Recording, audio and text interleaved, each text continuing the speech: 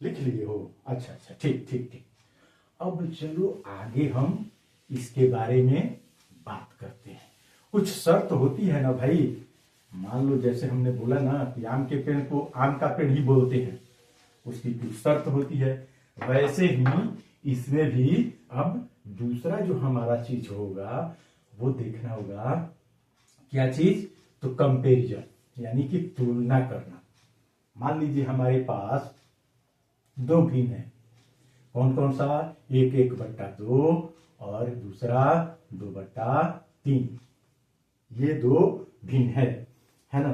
तो इनकी हम तुलना करेंगे कि ये भिन्न में, जैसे ये जो हमारी परिमेय संख्या है इसमें कौन सी बड़ी है और कौन सी छोटी है।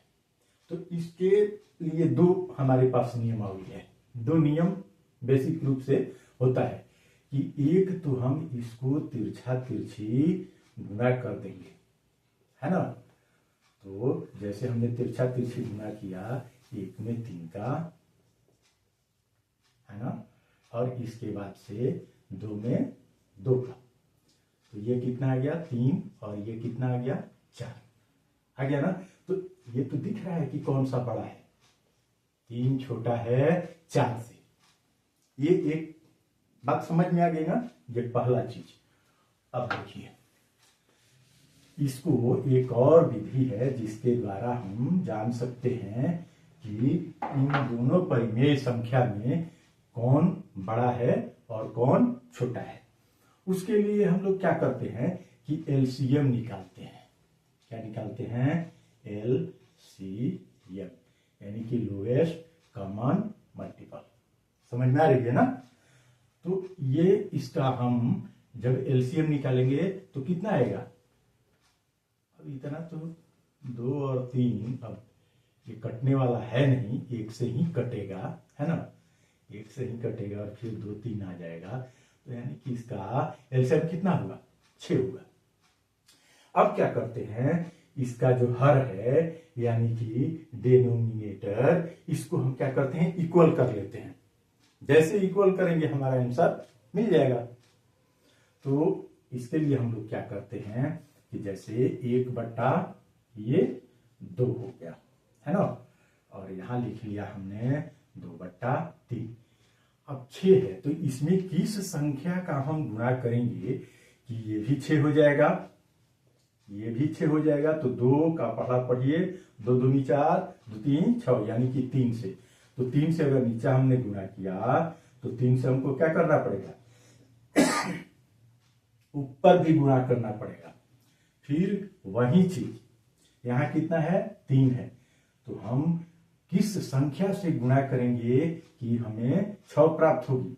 तो 3 का पढ़ा पढ़ना शुरू करो। 3 का 3, 3 दूनी 6, यानी कि 2 से। तो नीचे अगर 2 से गुणा किया हमने तो ऊपर भी 2 से गुणा करना पड़ेगा। अब ये कितना हो गया?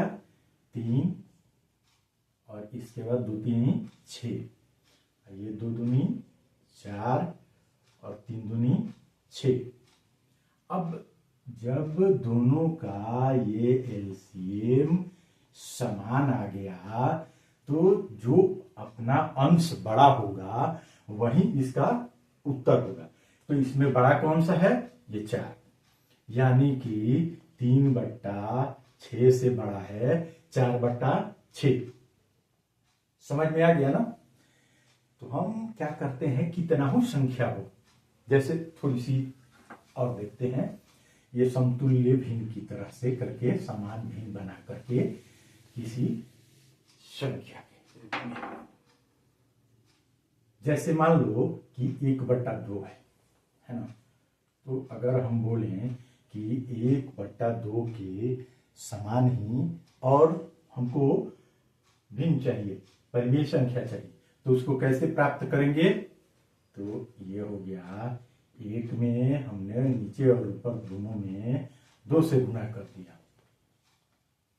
तो ये एक हमको संख्या मिल गई, परिमेय संख्या क्या? तो ये 2/4।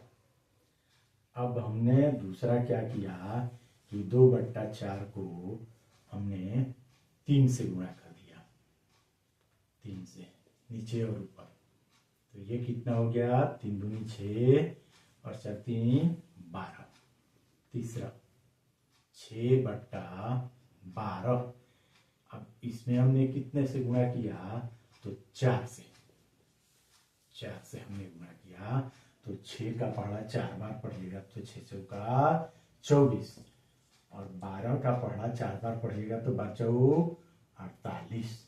यानी कि हमारे पास 1/2 इसके बाद से बराबर 2/4, फिर 6/12, फिर इसके बाद 24/48। अब आप एक चीज ध्यान दीजिएगा कि क्या ये आपस में बराबर है, ये आपस में बराबर हैं, देखते हैं कि है कि नहीं है। तो देखिए 2 का एक बार पढ़ा तो 2 कट गया, फिर ये 2 हो गया, फिर ये 6 का एक बार और 6 दूनी 12, ये 24 का पढ़ा एक बार 24 और 24 दूनी 48। यानी कि हमको मिला क्या, 1/2 बराबर 1/2 बराबर 1/2 बराबर 1/2। यानी कि हम परिमेय संख्या से अतुलनीय अनगिनत, है ना, समान भिन्न की निर्माण कर सकते हैं। समझ में आ गई ना। चलिए अब आगे हम बढ़ते हैं। गोलू समझ में आ रहा है ना, अभी पूछेंगे, अभी तुमसे हम आखिर में सवाल पूछेंगे, बताना पड़ेगा। अब देखिए ये जब हमारे पास इतना सारा कुछ हो गया तो अब है क्या चीज जानना हमको। तो जैसे मान लो कि अब हमारे पास भिन्न जो हमारा परिमेय संख्या है वो कितने तरह का प्राप्त होता है। ये परिमेय संख्या कितने तरह की प्राप्त होती है, तो 2 तरह की प्राप्त होती है। एक वैसा जिसमें अंश बड़ा होता है, किससे बड़ा होता है, किससे, हर से, हर से अंश बड़ा होगा, किससे, तो हर से। देख लो ये अंश हमारा है, हर है, समझ रहे हो ना। तो मान लो कि 1/2 को ही ले लो, है ना, तो इसमें हमारा ये हो गया अंश, है ना।